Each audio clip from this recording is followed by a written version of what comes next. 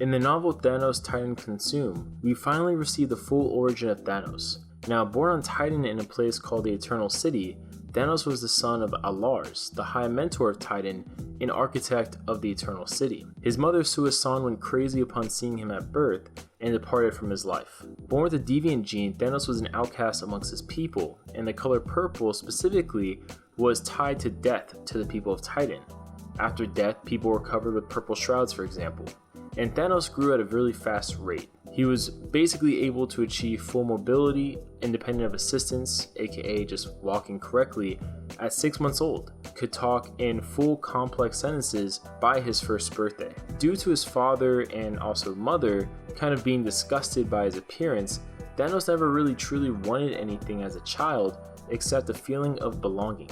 And as a child of a prodigy and also a prodigy himself, he was constantly testing himself and trying to make himself better in any way he seemingly could. And at the age of 4, for example, he was able to reprogram his father's androids, which is a huge feat because his father was basically the #1 synthetic kind of android builder on the whole planet of Titan. So to be able to reprogram those androids was a feat on top of another feat. Thanos eventually was sent to school, however, it was kind of short-lived. Kind of the school system there was kind of seen as too pedestrian for Thanos' intellect, while also a lot of parents were worried about their children interacting with Thanos because of the deviant gene, and they feared the deviant gene.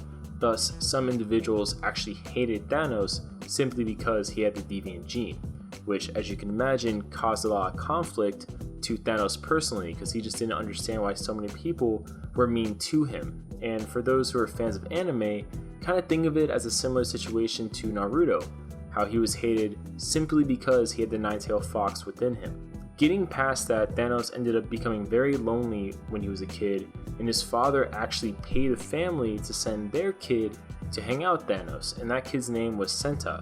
However, while the kid was paid basically to hang out with Thanos, eventually he ended up becoming a real friend of Thanos, and they hung out regardless of anyone being paid or anything like that. Senta actually was the person who told Thanos that his mother wasn't dead, she was alive, and at this basically asylum of sorts.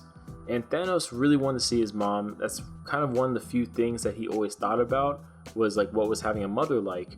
So he did everything he possibly could to go to the asylum. However, he was stopped by a doctor there, not letting him see his mother.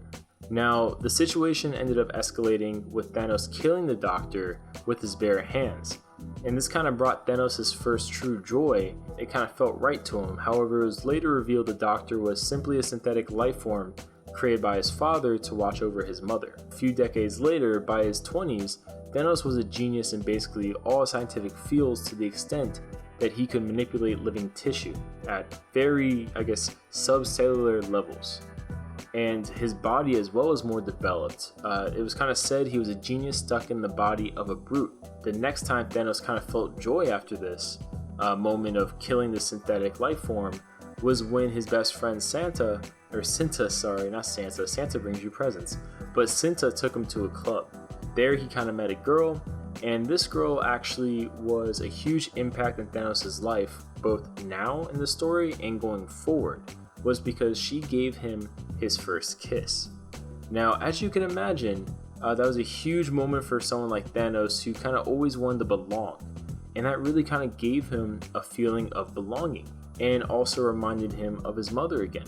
So he kind of went to go see his mom because at the time his father was gone on a trip. It actually is revealed that the Mad Titan at this point is not Thanos, but the Mad Titan is a nickname for his mother. And there another synthetic android is blocking his way, but this time Thanos outsmarts the android's programming instead of just fighting it with his fist. And when he ends up meeting his mother, he really sees her insanity and disgust firsthand, which kind of really impacts Thanos. Because originally he wanted to maybe get a DNA sample, study his mother. He's just so shocked by it, he doesn't even do any of that. He kind of leaves this wanting to help society as much as he possibly can, and he kind of hopes that if he can help society enough, that eventually they won't hate him and they won't see him as a threat, but instead as another member of society. Thanos begins looking at society and how he can help it. Unfortunately, at this time, comes to the conclusion that Titan is massively overpopulated. Now, it's really interesting here because Thanos says, Honestly, the world could end on Titan a month from now, 10 generations from now, or even further from that, but it will end eventually. And he goes through all these different scenarios, and he tells his father, but his father doesn't listen and take him seriously. So he decides to present it to the whole world population of Titan, along with his new idea at this point of euthanizing half the population. And Thanos is pretty committed to this, to the point where he's even willing to euthanize himself willingly as a part of it, because he truly believes this will save Titan for future generations. And unfortunately, this causes riots and suicides on Titan, which is a huge deal because Titan basically had never really had riots or suicides up until this point. And people are horrified that Thanos presented this type of thing, and they exile him from the planet. And this kind of kicks off things that eventually, Thanos will become the warlord. And unfortunately, I know a lot of people thought Thanos destroyed Titan in like a revenge type scenario, but turns out he didn't. Titan actually did end up kind of being destroyed by itself through multiple means, and that kind of motivated Thanos even further in his convictions. So that's kind of the origin of Thanos, and check out our other videos. This is the first one you saw for today at least, because we're going to have a lot more about kind of the origin of Thanos as told in this recent novel.